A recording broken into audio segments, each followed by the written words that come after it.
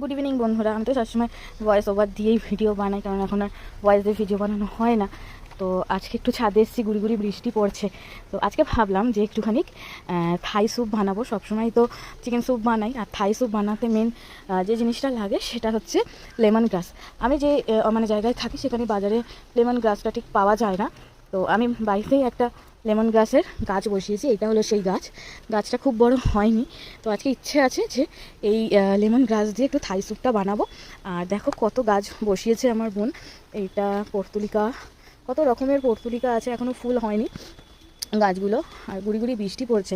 অনেক ধরনের কিন্তু জবা গাছ আছে, ফুল যখন ফোটে খুব সুন্দর লাগে।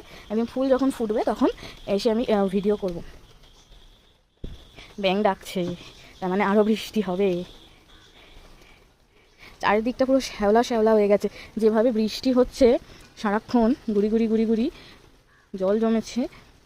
আর চলো এবার লেমন গাছটা একটু কেটে নিই। আর এই গাছগুলো না যত কাটবো ততই বাড়বে বেশি।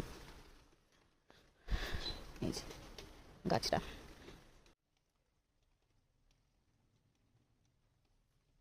গাছটা খুব বেশি দিনের গাছ নয়, 1 মাস মতো হয়েছে, তাও কত বড় বড় পাতা হয়ে গেছে। আমি ওপর দিক থেকে একটু পাতাগুলো কেটে নিচ্ছি। যত কাটবো গাছগুলো না তত ভালোভাবে বড় হয়।